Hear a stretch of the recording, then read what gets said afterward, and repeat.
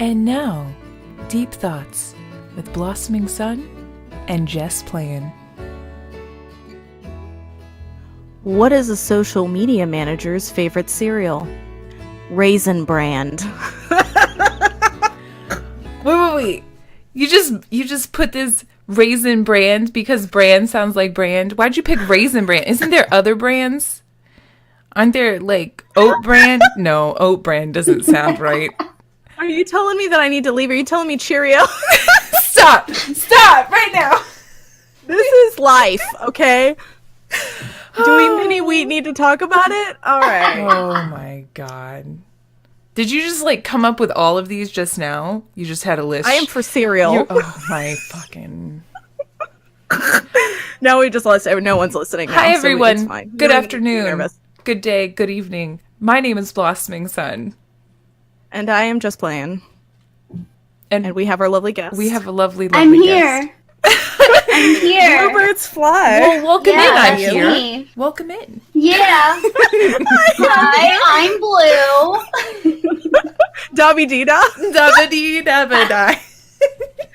I thought for the longest time that was I'm in need of a guy. I thought it No. was Blue Dobby Dee-da. I'm in need of a guy. Yeah, I'm in need That's of a guy. your I'm in need of a- Freudian brain talking right there. I was like 7. Oh, sure. Okay. Then you were. All right, oh, yeah. I was going to say something inappropriate. I'm not going to make those kind of Nice. It jokes. wasn't me. It It was. wasn't me for a change. Oh. So, welcome. But today, Do you want us to call welcome. you Christina or Blue? Yeah. You know, I don't care. Whatever feels comfortable. You just go with what you feel. Because I've known Blue's you for easier, a long time, but- so I always mess up and I end up calling you Christina. So that's Yeah, probably see, gonna there's happen. that real life of the situation. So either one is. That's how I feel every morning when I wake up. There's the real life of the situation. But yeah, no, Christina and I knew each other in college for a little bit, way back in the way back. So Now, why did Yeah, you the way guys? back. Why did you guys have the same friends? What was the common denominator there? Was it just love of books, love of video games? What was it? now we were in the same program, like we were graduating from the same program. And it wasn't a very dating- large program. Oh. Yeah, and I was dating someone who was going into the master's program, so he had already established friends. I think that was how Is we that met. how it happened? He was on my capstone team. Is that like Yeah, time frame? because that's why I was at your graduating project. Yep, because Okay. I had a team of people and we made a game sort And of for our I project. I walked up to you awkwardly and was like, "I enjoy your Doctor Who references," and then I disappeared like a serial Oh, I killer. definitely remember that because I Yeah. painted. Yep. It was real awkward. And now we're And look at friends. us now. Yeah, then we went to the first TwitchCon together. I think that's when we really started being friends. Like I was like, "Hey, you want to come to this?" That's Yeah, I don't know nice. how that happened, but it did. Yeah, it was That's fun. happened to me a couple times with conventions, actually, because I have another friend that somebody, like, dipped out on him to go to PAX South, and he's like, hey, I have an extra ticket, and you like conventions. And I said, you know what? Yes. And we have gone to every PAX South since the very first one together, because it's So you, That's do what you conventions really do. do you really really like conventions? I really, really do. Oh my God. They're just They're the like my best. happy place. They're my happy place. Oh, Christina, we have something in common.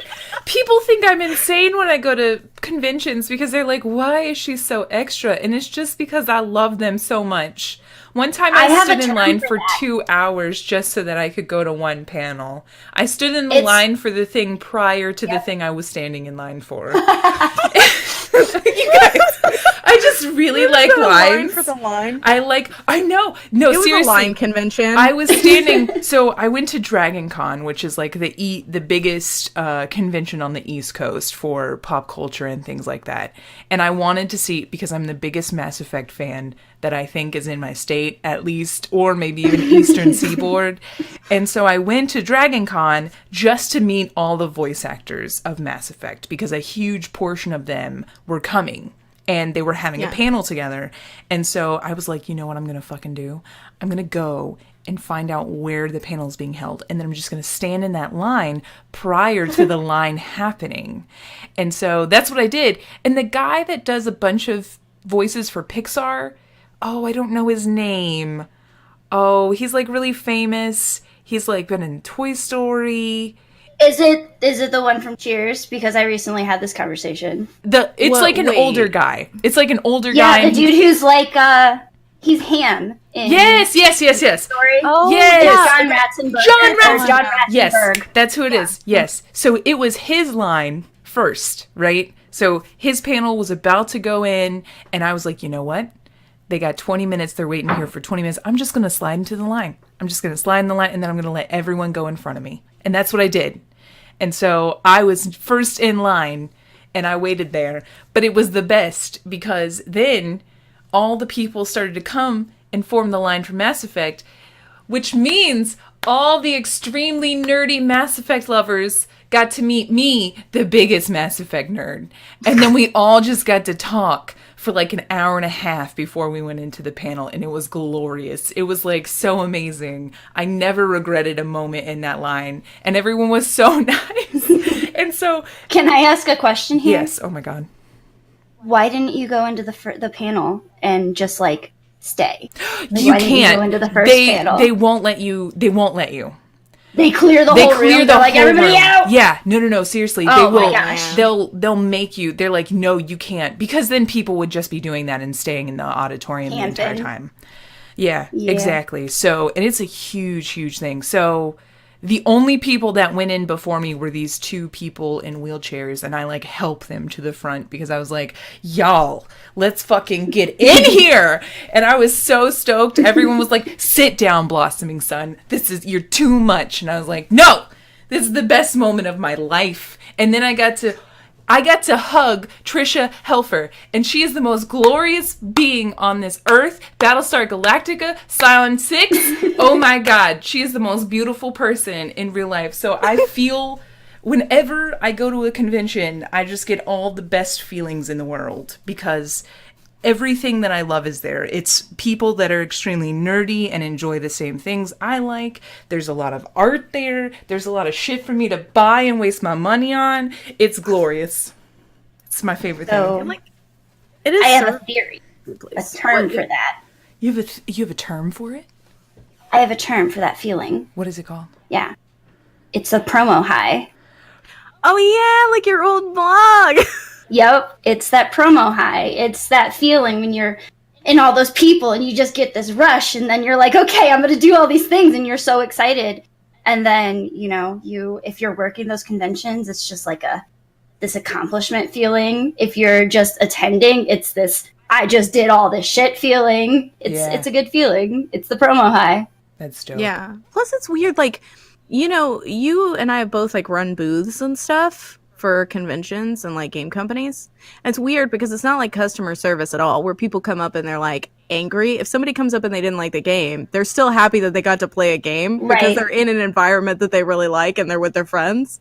People at gaming conventions are the best. They're so nice. I feel like people at horror conventions, like I've been to a lot of horror movie conventions, are like the nicest people, and the second nicest people are gaming conventions. I have to agree with you there. More horror conventions.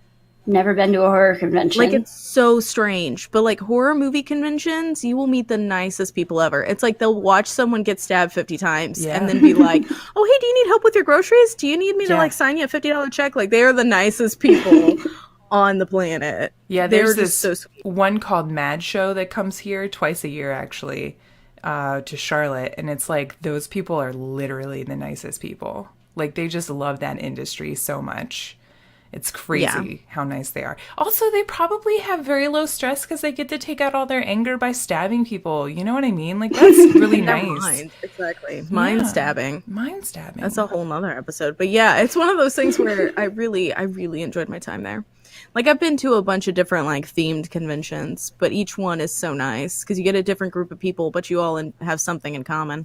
Yeah, that's like the best part, because you always know, like, the people there are, like, quote unquote your people. It's just like, you know.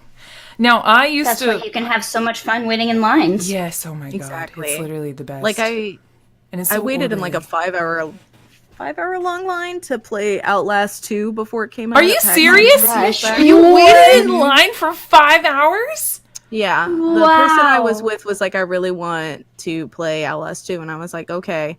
And we waited too long. It was like the third day. So we waited in a 5-hour long line. And they handed out bottles of water. Like the kid handed out bottles of water to us. And like we had shifts between the people so that we could go get food and stuff. It was real nice. I ended up meeting someone who I ended up becoming friends with, that they were right behind me in line. That's real nice. But yeah, that game sucked. It was not worth the 5 hours. But it was nice. It was a nice experience. That is a nice cool. experience. That's real cool. The booth was cool for that one too, wasn't it?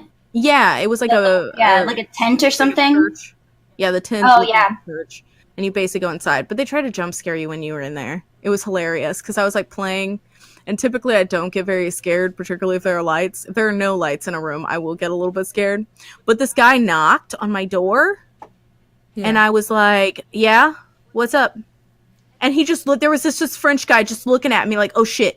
And I was like, oh my God, you were supposed to scare me. That was supposed to scare me. Like it was supposed to be thudding. I'm so sorry. I apologize to him because I felt bad that I had ruined his scare tactic. It seems like that's a recurring theme with you, because when we were going through that quote unquote haunted house, someone yelled at you, but they just went, ah, and then you turned around and you were like, are you okay? And you were actually concerned. You were like, are you all right? I was like, oh my God. And then in the meantime, this girl in front of me was like, her name is Hannah. She's adorable. And she was like, I'm so scared, Blossoming Sun. And I was like, do you want me to hold your hand? Because we can, like, there are other children here too. Like this 6-year-old girl, and she's being carried by her father. I will hold your hand if you want me to. And I'm just like dead inside. So like, it's also actual people that it's just not scary. Like, I don't get jump scared. Yeah, it's like I recently streamed the lights off in my own house, and that scared me more than any of the times I've been out at haunted houses or like normal things that scare people. Yeah. I think I just... Christina, do you get easily scared? That. Oh, yeah. Oh, yeah? Oh, yeah. I'm jumpy. I am a high anxiety jumpy person. So not like the person coming up behind you and going boo, but jump scares get me pretty frequently. Sometimes if they're well timed and you're not expecting it and there's just like a lull, like in oh my God, that show that's like just came out with their first season, Haunting of Hill House. That's what it is. We were talking about that, weren't we? The last episode is like they have like this really serious conversation and it's just like bam, and I was like, oh shit, and that's the last time that I felt part of my soul die. So I remember that. I remember there's like a scene in that where I was just like, well, I'm about to scream like a little girl. Okay. Right, let's revisit this moment in my life. So you guys worked gaming conventions, which sounds like a lot of fun. I have never worked a gaming convention, but I was a spokesperson and worked for a boring company and was forced to work their booth. But still, even if it's not... Okay, so like really fun things that are called cons, those are conventions. So conventions are fun.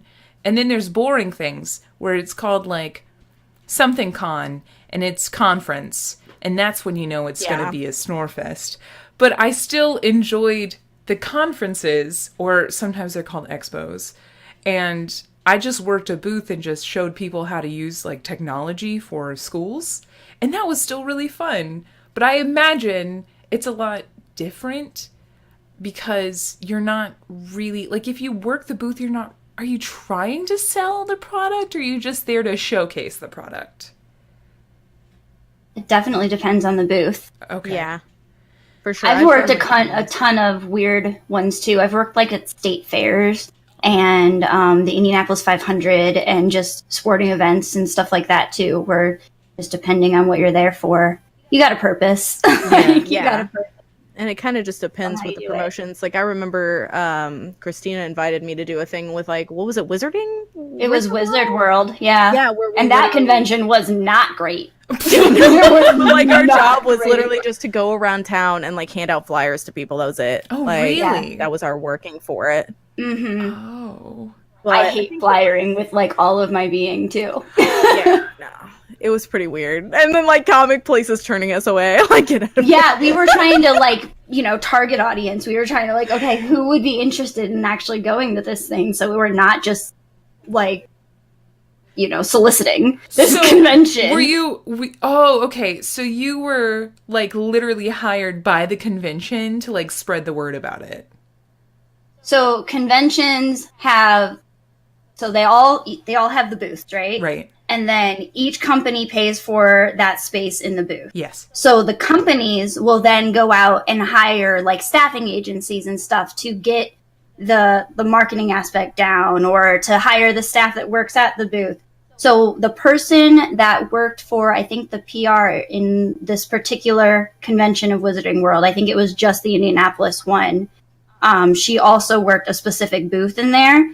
And she contacted us to, like, go and take the flyers around the city and try and get more people to the con, because the word wasn't out. And it was the very first con of that one in that city. So we're bringing all the people. That was our function, I guess. Oh, gotcha. Wow. So we had to, like, walk around and, like, hang flyers in the mall and stuff where you're not supposed to. Go to the comic book stores and be like, hey, did you know this is happening? Oh, so my that gosh. it isn't a complete bust.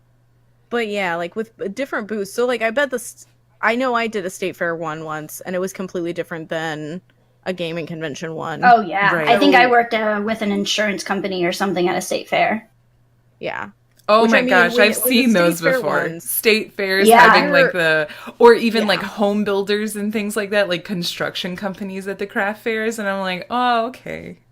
I worked one that was like a gas station. I can't remember what specific gas station it was, but I Really? worked Oh one. my God. Yeah, it was like trying to give people information about like a specific type of fuel versus another one, and they would go through like a survey and you just take that information. So in that type of function, you're not trying to sell anything or trying to get people to your location. You're just trying to gather the information Yeah. to like for them to use in their other marketing. That makes sense. No, Christina, you can tell me if this is wrong, but it feels like with promotions, it's like two different things. There's like informative ones like that, or like Extra Life, where you're trying to get people to sign up or get people to a location. And then there's like literal product selling, where like you're demoing a game and then you're trying to get them to buy the game before they leave.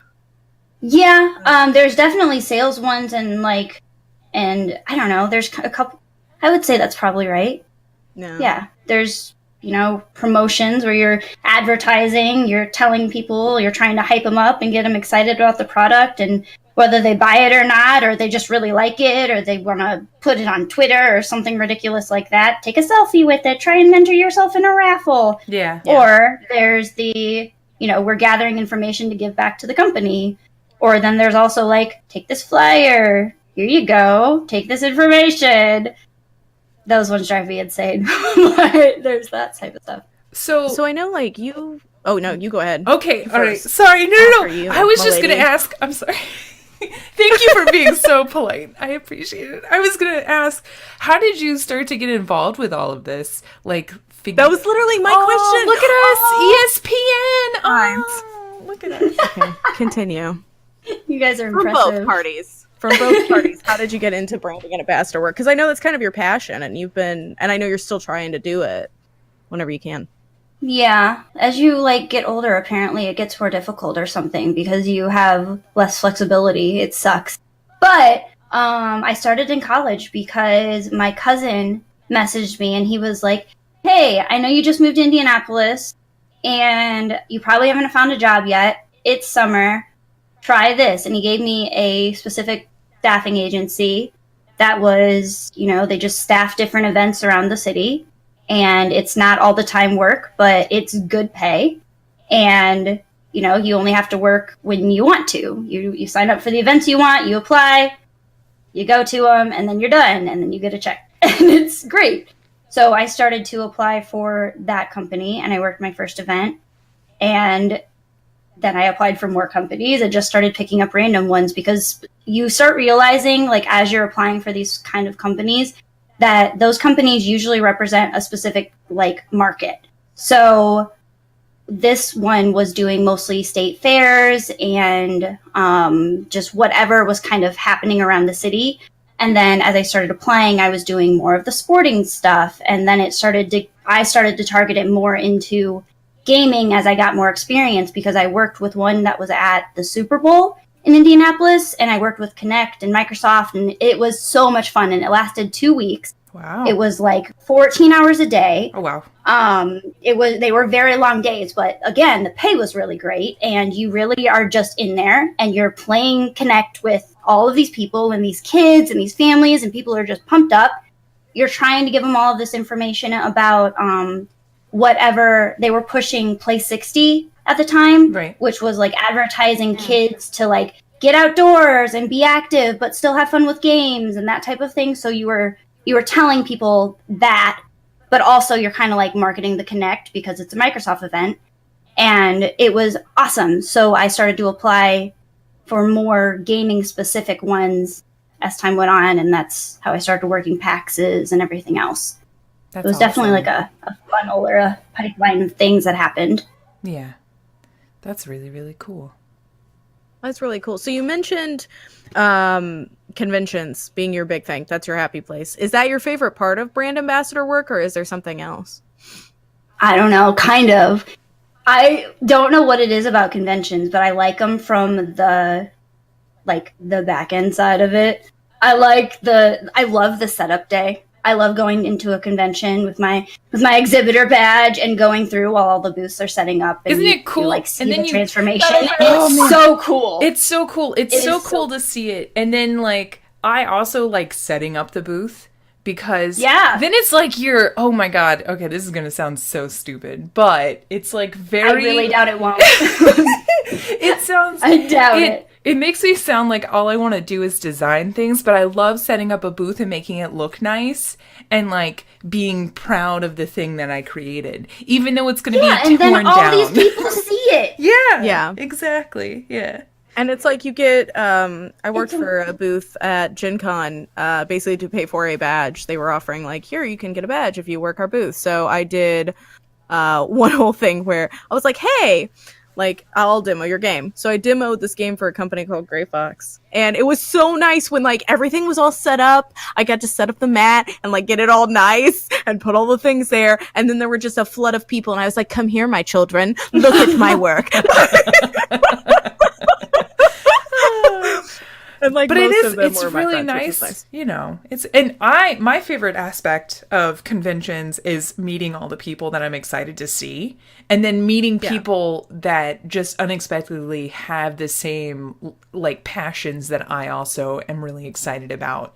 So it's going somewhere where I know, because for so long being a girl in gaming was like a very unique experience, and so being able to meet other people that also enjoy the things that I do and are similar to me, I'm like, holy shit, this is dope. Because I feel represented within a convention just by being around other people like me. So it makes me feel more normal and like I belong to something bigger. And that's my favorite part. So that's why I'm so happy all the time. It might sound really silly, but sometimes it's like I started working them because I am terrible at small talk and I hate trying to like meet people because it's scary and making friends and all of that without like. So I have to set myself an agenda, like, okay, I'm going to go into this situation, I'm going to talk about this thing, and maybe I'll meet somebody really cool. Yeah. So I've worked, like, after parties like that, because I can butt into a conversation and, like, meet some pretty cool people without being nervous about it, because, you know, you're there with a purpose. Exactly. Or even if you're just standing there, then people walk up to you and they're like, what are you doing? And then I can tell them this with a purpose and not be this awkward person at a party that's like standing there by themselves. Yep. Yeah, that doesn't sound silly at all. Like, that makes sense. No, it's it does. Way Makes perfect sense. To like insert yourself into something if like you're all there for pretty much the same reason. Yep. It's like I notice at Gen Con and stuff, people make friends really easily because it's like, hey, we need a fourth person for this game. Yeah. And you can be like, hey, I'll be the fourth person, and then you end up meeting some people.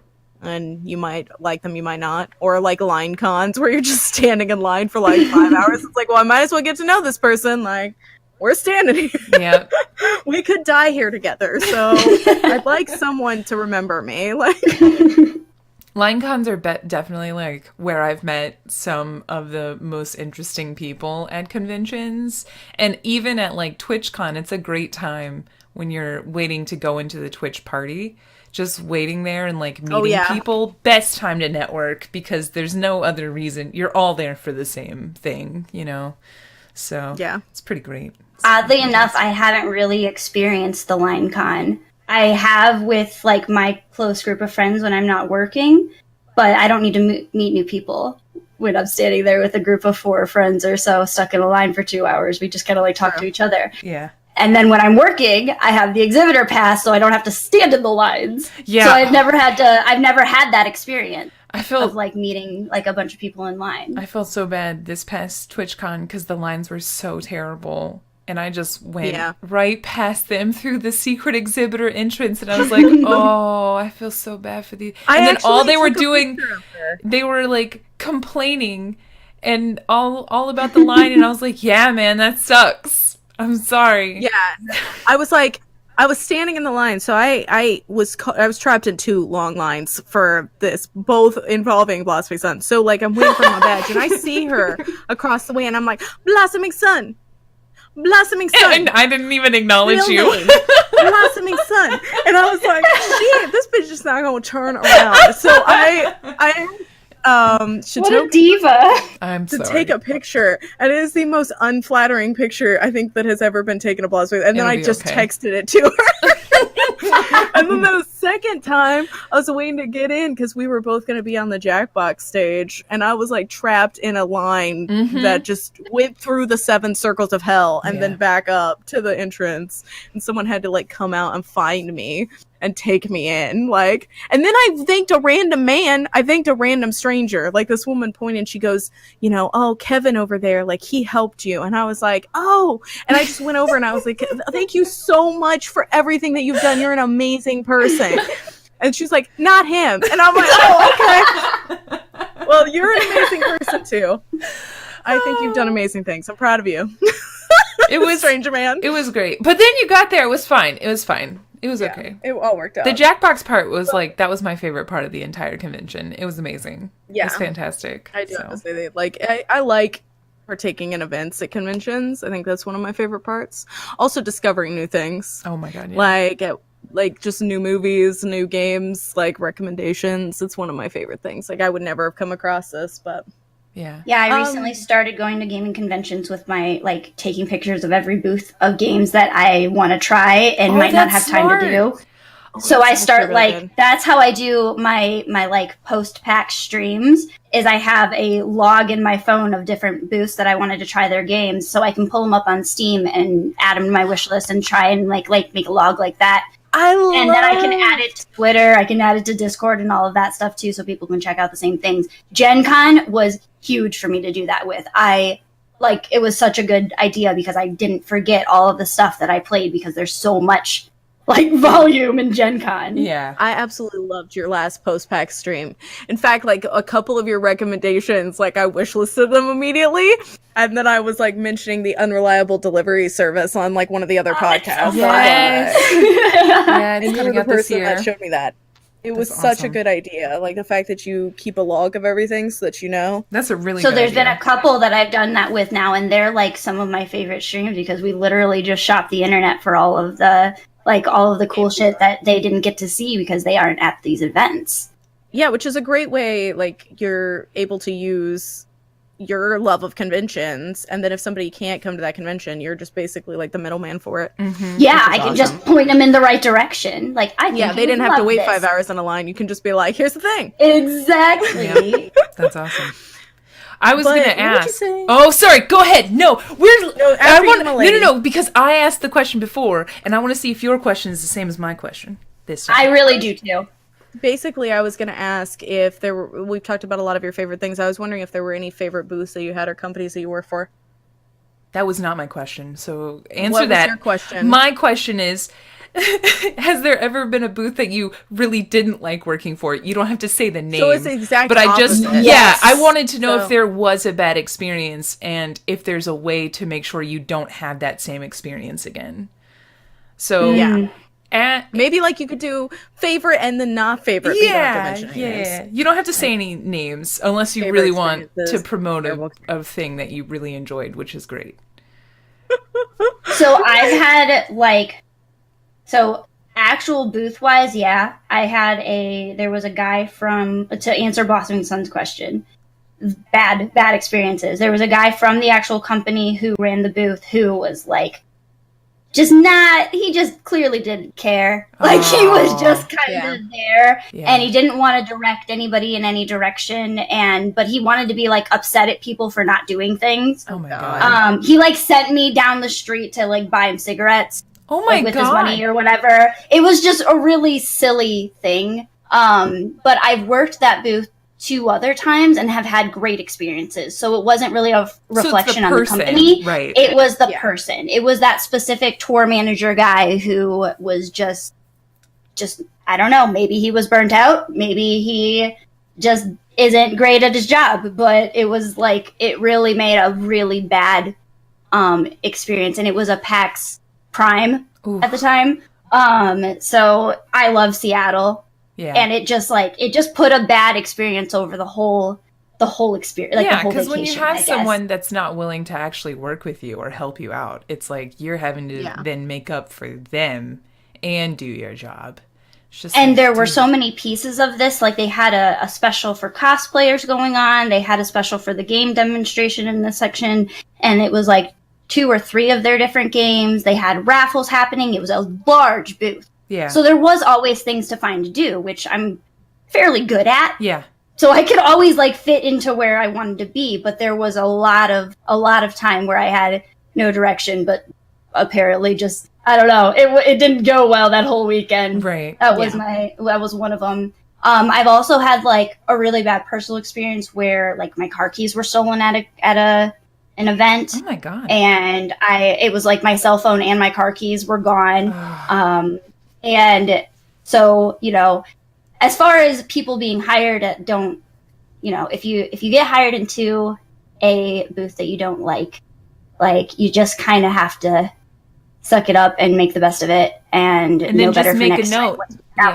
Yeah, exactly. So there's not really much you can do that. But for like your stuff, you know, be smart about how you keep your stuff. Like, don't put it in a place with a bunch of other stuff, or you know, that's your general security things that I did not think of. I thought it was in a safe place, and it wasn't. So It was a really bad. But luckily, like, that was a 1-day event, so it wasn't like a full blown bad experience. Right. I had another one where the tour manager was playing music, and it was like in a kids area, and it was like cussing and music about just like all sorts of stuff that shouldn't have been on the radio.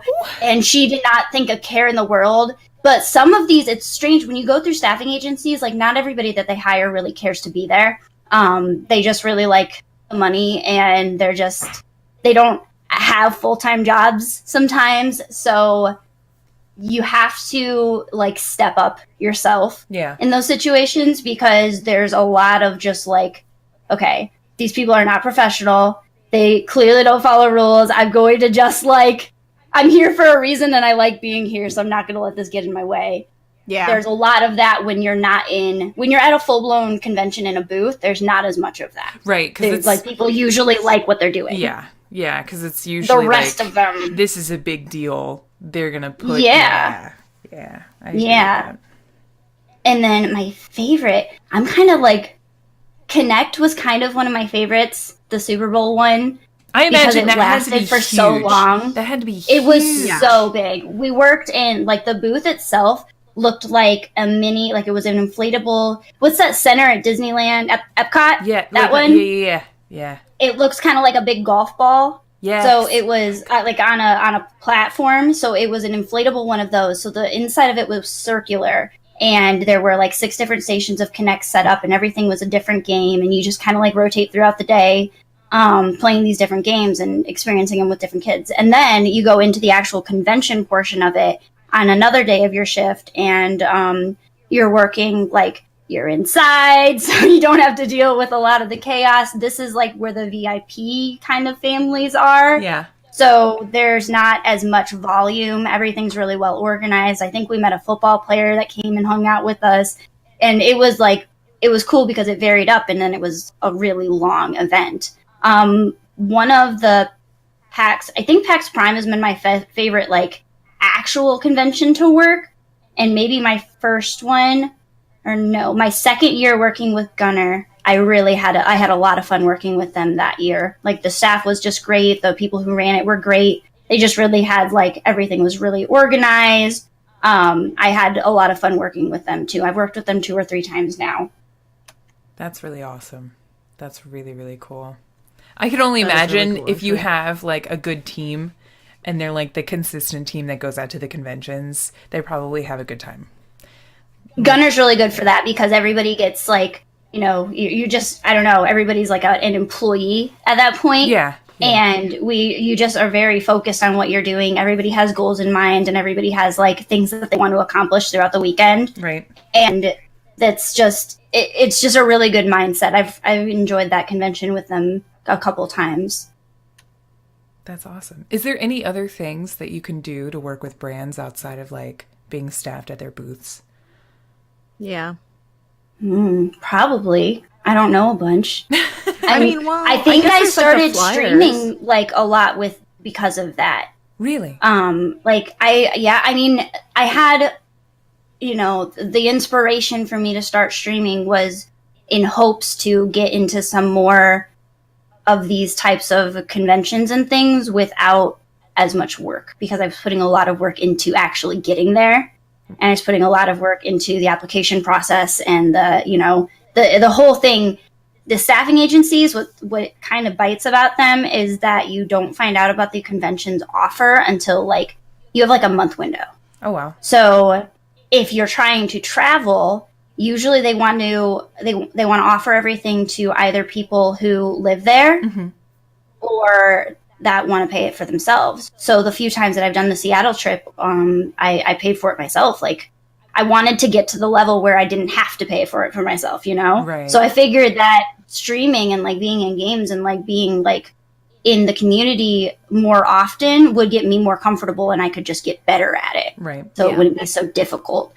But otherwise, yeah, like the flyering and stuff was good. There's random ones that you can do, like flyering with telecommunications companies and stuff like that pay really well. But again, like you have to have a certain personality to like deal with it because it's annoying to have to, like, it feels like soliciting and I'm not a salesperson. Right. So I don't. You're like more that. like, I can be here and be excited about something for you and like inform people about it, but I'm not really a closer type person. I'm not the one that's you're not a door-to-door salesman. Right. Like, you don't want to go and like, oh, hey, here's my vacuum. Okay, let me knock on this next door. Like, yeah. I think that was something that I discussed with my boyfriend a long time ago, was like it's the idea of like a captive audience, or like the people who they come to you wanting information and you're like, okay, here's all this information and I'll be excited about it and I'll give them all the information and they walk away. Or there's the people that you have to like try and get their information, like try and get their attention. And you're like sitting there going, come on, just talk to me. Like, I know you don't want to hear about this. I don't even really want to tell you about this, but I'm going to do it. It's that kind of difference between promotions and just soliciting. Right. Exactly. Yeah. Yeah. I think that's why I worked in restaurants and stuff. That was something I learned. Like, everybody sits there and they're like expecting you to be there. Like, that's why you can go up and you can talk to people randomly and not, not feel awkward about it. Yeah. And it's the same feeling with conventions. Like, okay, I can talk to you and I have a purpose. So if they don't want to look at the booth, they're not going to come up to the booth. Exactly. Like, Yeah. I've yelled at people from across the way, like, we won't buy it. You don't have to come over here, though. Like, do your thing. And then usually they walk over. I used to do that at PopCon all the time, where we were sitting in the inside of the auditorium and they're standing at the doorway, like, trying to glance in. I'm going, excuse me, it's an arcade. Come hang out with us. That's awesome. Well, I know, oh my God, working expos and conferences, it's like the people there are like being paid by their either their school or whatever they're doing, you know, if it's a school related thing or education related thing, their department is paying for them to go there. And so it's kind of like a mini vacation for them because they don't have to do their typical job, but they're not really there to like spend exorbitant amounts of money. And the thing that I was selling was like thousands upon thousands of dollars. And it was a point where I was supposed to be selling these things, but I also really loved them because it was a graphic design package that you could teach to your kids, and it was also this huge flyer like printer, and not necessarily like flyers. It could do those, but it could also do posters. It could do anything, and everything was customizable, so they could get like colored paper. The kids could like draw on it, or they could make dry erase, like they could print on like plastic and create like dry erase posters so the kids could put them on their tables and stuff. There was just like crazy amounts of things you could do. And schools can't justify like 3D printers. Maybe colleges can now. But back when I was doing this, which was like 5-10 years ago, it was hardly anyone had like a nice printer to put posters up. Like all the kids had to make posters using markers and shit, and that took a long time. And this was like, hey, we already have little templates for your kids to use. They can put their like just drag and drop pictures of them in there. They can create these for book reports, and then you can hang them up, and it teaches them, and they're proud of their work, and you're proud of their work, and it's just like everything. So once I started talking about that stuff, they were like, holy shit, this is cool. And I was like, I know it is. You should buy one. And it's not something like, the way that I justified it is it's really not that person buying it. It's the school using grant money to buy something that really will help their students and their teachers. And it was, when you frame it in a certain way, it doesn't seem so skeezy when you're trying to sell something. Because it's, and all the money and education is all in different spots and stuff. So I was like, I'm not taking people's salary away. I'm just giving them a nice thing. The last question I had for you, Christina, is I asked you about bad experiences and stuff, but before you even like sign up for something, are there like red flags? Have you learned of any red flags prior to accepting a job?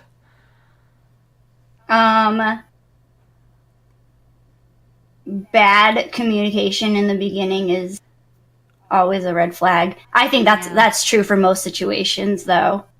I would agree with you. I mean, see, the only thing is I've only ever worked for like one company that's done this stuff, and that company was great, and they had like a system. So I never had to work, like it was always the same thing every time. Like probably Gunner is the same way. They have the same system, like this is what you set up, then you do this, and this is how you approach people, right?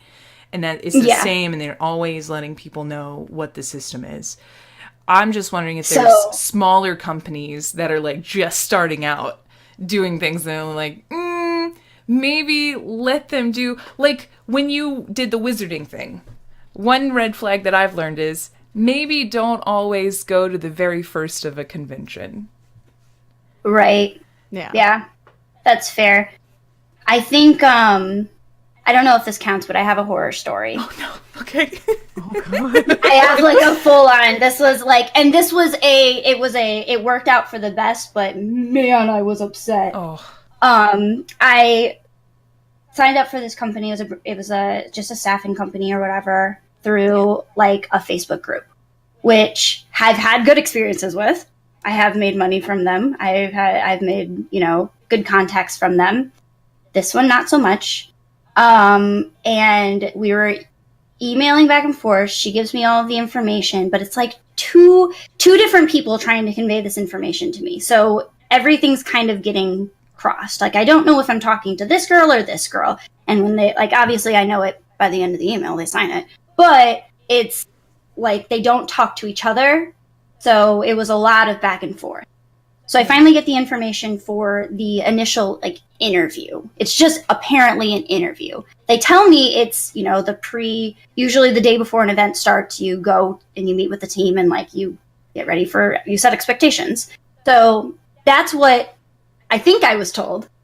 I go downtown in Indianapolis, and they're meeting in the lobby of a hotel, which is not weird. Like, that's usual, convention place. The people who are staying at the convention are usually staying in the hotel, so whatever.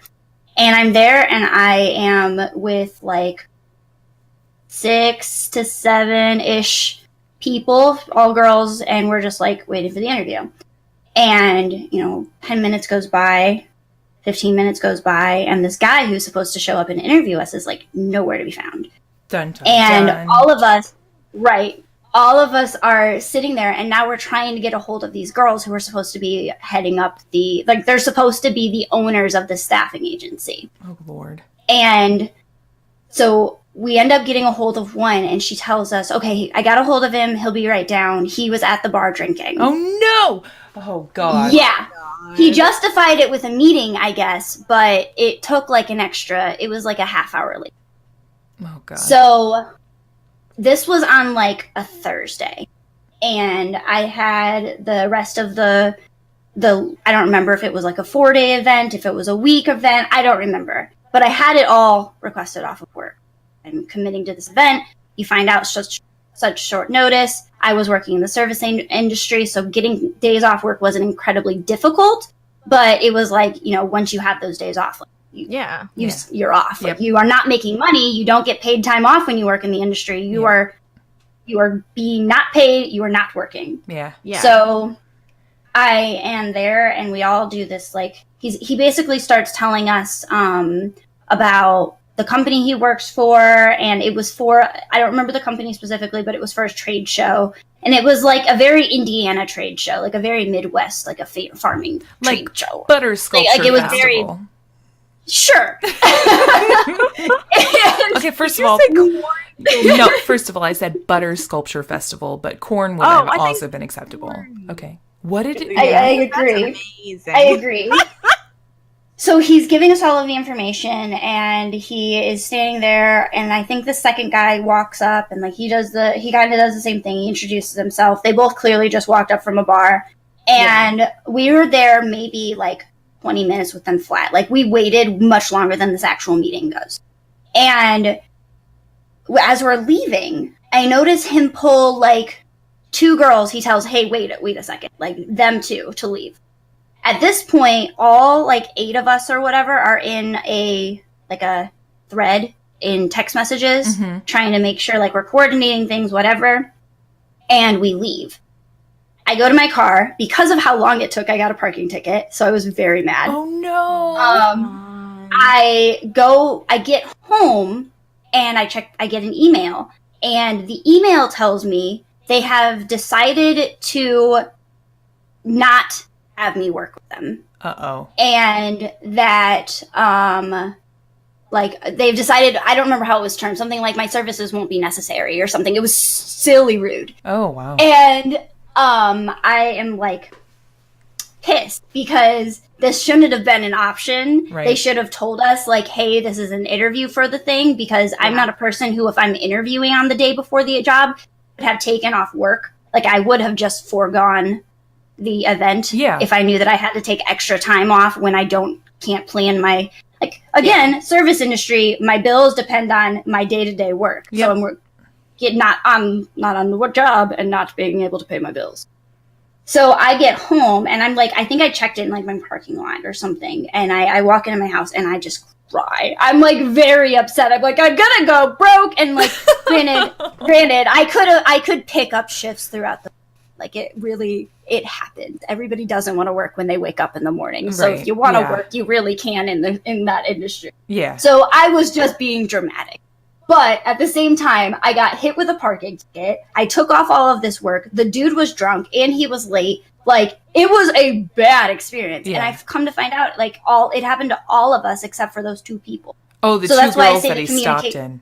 Oh, wow. Yep. He basically was telling them that, okay, we accept you. Like, so they stayed at the booth and they worked the whole weekend. But the rest of us thought that it was, just got dismissed, basically. Yeah. And we all were expecting to work, because having a group of 6 or so for a booth for a 4 to 6 day, expo is not that unheard of. Right. Yeah. But it apparently was a thing. So that's why I say the communication, because these two girls didn't have their shit together from the beginning. Yeah. And it affected everybody else. Yeah. And they weren't, like, nobody ever met them. They didn't come to the meeting when everybody was supposed to be getting introduced to the company. It was just a very strange situation that was really crazy. You know, Yeah. I learned a whole bunch from, though, because I learned definitely, like, if you can blacklist a company, that's how you do it. Like, I learned how to blacklist a company from that. There you go. I learned, you know, how better to research companies with that and check out their reviews and make sure they're legit, because it was not fun. Have you ever been to a convention? Have you, either of you, ever been to a convention where you felt like someone was being a little scammy? Like their booth was kind of scammy? Like, thankfully, well, I say that I've never, but that's not true. At TwitchCon, there was like, this past one, no offense to TwitchCon, but there was like one booth. I was like, why are you here? Why? It's called, I'm sorry. It's, oh no, I'll tell you. It's called Gamer Goo. It's, yeah. Jessica. Have I heard of this? So Yeah. it's like something that's supposed to take the sweat off your hands instead of you just using like a towel or something. It's I supposed to, think, yeah. yeah. You know, when you get those like pool cues and you put the little chalk on the top of them, it's like that, but for your hands. Like that's I literally see. what it is. Pool cue chalk. for I was your just hands. like, oh my god, you just made chalk. Like I didn't really notice. Yeah. Yeah, like they just made chalk, and I was like, you know, gymnasts have just been doing like that powder for years, so I don't really know why you're here, but okay, hi. But then it's like, I don't know. I've seen other booths like that where you have like put this on your, you know, control sticks on your controller and it'll enhance your game. Like there are some booths and I'm like, really? You're gonna buy that? But then there was like the Madrina's coffee booth where it's like, here's free coffee. You can go buy as much as you want, Jess. And I was just like, well, we were about to get to know each other really, really well. Madrina's coffee is pretty good. I don't like really their flavored coffee, but their regular coffee is pretty delish. I would drink my body weight of that coffee, like if they would allow me to. But the question But is, no. did we need 6 other booths full of G Fuel energy? No, we didn't really. We just needed the 5 one. hour. But the thing is, Philosophy Sun, they were energized enough to make the 5 other booths. So maybe the product's good. They're like, I'm just so didn't know jazzed how to right now. I understand, like, being able to... here's the thing, is like, when I, myself, am putting in to be accepted for... Because now I do craft fairs with my art and everything like that. And it's like, sometimes I get turned away because there's already so many other traditional artists there. Or jewelry, you know, there's a lot of people that do jewelry too. And so if I get turned away, it's probably because there's already so many of those things. And I felt like TwitchCon just didn't do that. They were like, yeah, let's just get as many people as quickly as possible. And let's not just use a jury Yeah, to it's called decide which ones should get in. Yeah, that's called the affiliate program. Oh my. I feel that way about all things TwitchCon. That's why I can't go anymore. Yeah, like I have gone the last 3 years, last 4 years. I don't remember how many years it's been. Anyways, I'm not going to go this year. I'm going to Gen Con instead. I'm really excited. Oh, because nice. I have Yeah. problems with board games, but I'm willing to spend a lot of money. That's my goal. Just ruin my finances. That's really your goal. Yeah, ruin my finances. You want your wallet weeping by the end of this convention. I think that there's a difference between scammy booths and unnecessary booths. Really? I haven't really seen scammy booths necessarily. The Gamer Just Goo, unnecessary. okay, I guess I could see they did actually have a product. Yeah, like it's not a product most people would use, but it's a it's a product. I could see it. I don't know if it's like a scam. It's not, but at the same time, it's like I don't really know if you need to be here. I guess like, what I feel is scammy is that most people would just like our age, like people that are more than 20 years old, or I get maybe even, let's say above 25. People that are above 25 years old would just use a towel if their hands got sweaty. They would use something Or their already in their home. Or jeans. their jeans, I yeah. would I was like, I wouldn't have like a hand drying towel next to me. I feel like that you'd get a reputation. You know what? I have rags beside me, but that's because I need them for my art. Well, I was thinking painting, yeah. I think I could understand wiping your. If I just in the middle of my gameplay just stopped and was like, let me get out my hand drying towel, like, yeah, no, I'd probably get. Like that lady's weird. Like, I don't know, but I just rub them when I get sweaty hands. I rub my stomach. That's fine. Like, that's what I do. I rub it on my shirt. Okay, well, that's good. See, but what I'm Free saying gamer goo. is that seems scammy to me instead of the gamer goo, because the gamer goo, I feel like it's targeting people that are looking for products that will quote unquote help their game, and I feel like the only people genuinely feeling that would help them are kids. And so when I feel like a product is really geared towards taking advantage of kids, that's when I think it's scammy. Like, I think I saw that booth at PAX South Yeah. too. Don't they have very cartoony like Yeah. logoing and like branding? Yeah. It's like very Comic Sansy sort of yes, oh god, colors, and they're bright blue. They kind of look slimy. I could agree with that. Yeah. It makes sense. so not that it's not. I'm sure their product works. I'm just saying sometimes it's It has like the little Target adipose, marketing. like colored adipose people. yeah, and so it's kind of strange for me to see something. I don't know. It turns me off, and I'm like, no, why would you do? And then like, but seriously, TwitchCon, get on your shit and like stop letting so many gamer fuel people into the booths. We do not need 5 different types of gaming chairs. Okay, pick the 3 best ones. Do market research for us. Oh, next Okay. What if my stream is musical chairs? No. Or make it battle royale style where they all have to compete God. and the best one gets to stay. Make it In true entertaining. Twitch fashion. Yeah. That's what I want. I want them to do that.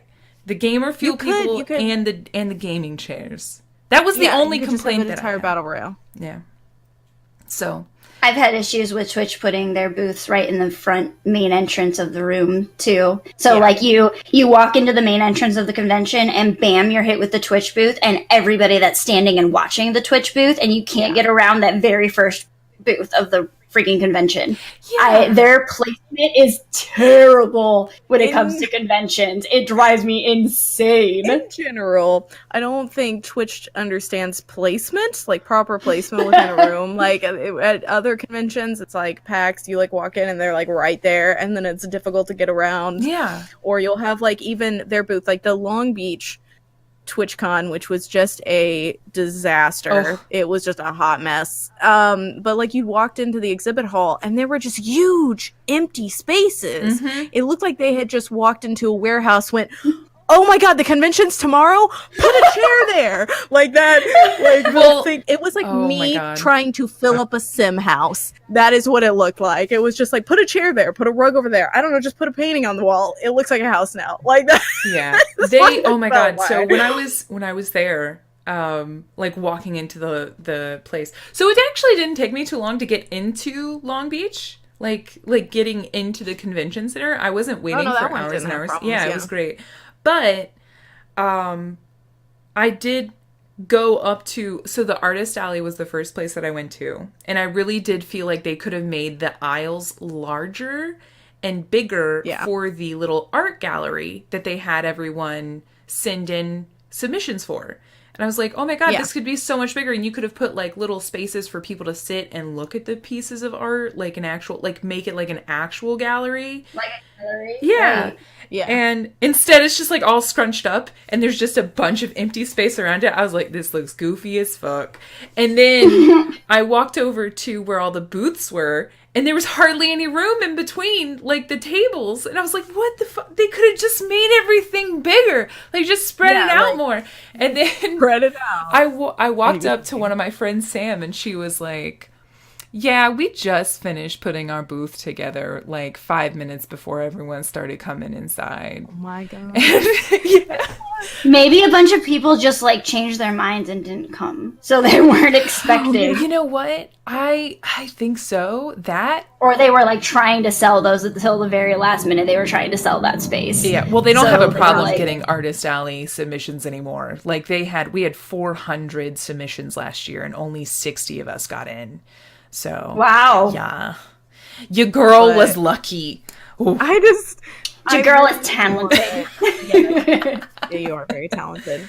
I do think that, like, I don't want to ever see Twitch make me a peanut butter and jelly sandwich. Just like peanut butter, and then there's just a strip of jelly. Just like and a they're tiny- They're like, definitely the spread people out. who use the peanut butter first and then stuff the peanut butter knife into the jelly jar and like expect the remnants are fine. Oh, Yeah. Oh, that's Yeah, that's true. terrible. Oh, heebie-jeebies. But yeah. Oh man. I will say I don't think I've ever worked or noticed scammy booths, but I did the first time I worked Gunner feel like a skeptic. I walked into that booth feeling skeptical of whatever product I was selling. Not necessarily. Had you it used was them? mostly because no, I didn't know anything about him at that time. Oh. The one girl that I had that I met the day before, this was the girl that I was rooming with.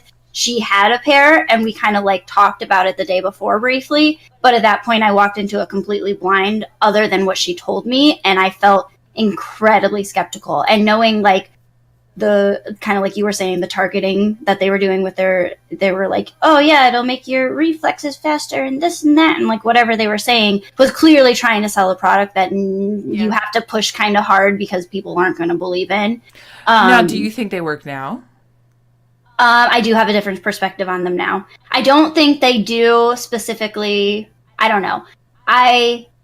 When I have a really bad headache, I wear them, and they make looking at screens and things a lot easier. They take the pressure off my brain Yeah. quite a bit. And like, you know, they refresh you a little bit in that sense because you aren't putting so much strain on your eyes. And like right before bed, if I'm feeling like I've been on the computer for too long or something, they help me not, you know, feel as bad, I guess. Yeah. But as far as, and the contrast thing isn't obvious because that's literally what's happening as far as the color contrast.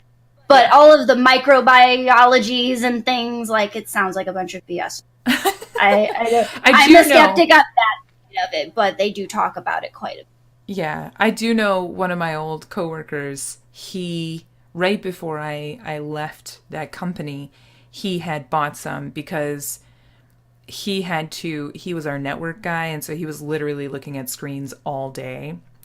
And the moment that it wasn't Gunners, it was actually a different brand that his ophthalmologist had him buy.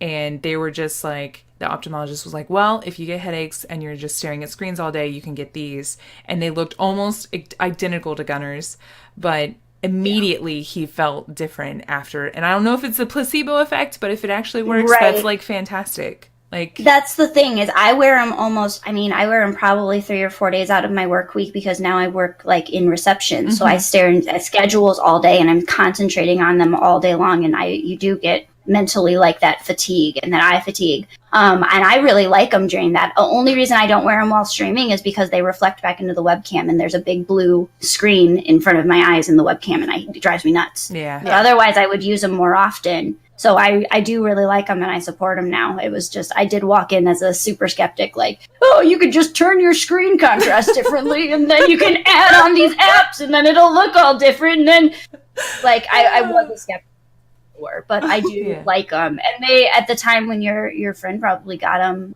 they were just like last year or something on Shark Tank. So they were only focused on the gaming industry for so many years. And now they're actually growing as like an eye protection kind of resource, I guess. Yeah. When not that promotion. That's really awesome. That's really cool. Really awesome. Well, I think I've exhausted my questions. I have you as lost well. some? I have. Thank you for asking. Thank you so much. Yes, Christina, thank you so much for being on with us.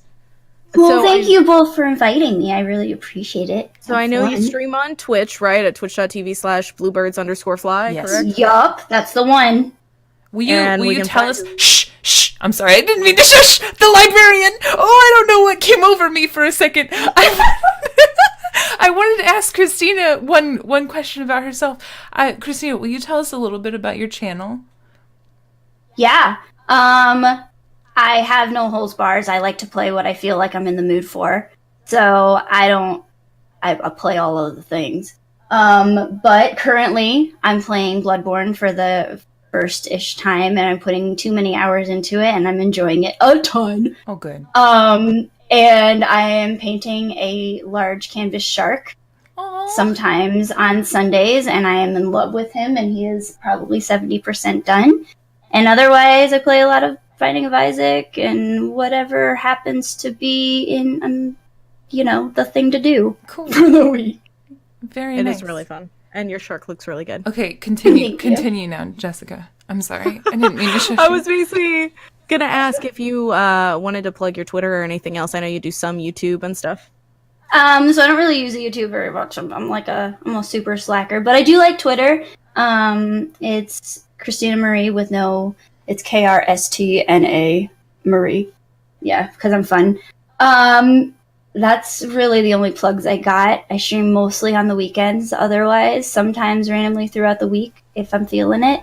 Cool. And I just like to hang out and chill and talk about games. About it. Thank you so much for being on with us. Thanks, lady. Yeah, And thanks thank you everyone for guys. listening. Okay, bye. All right, bye. Bye.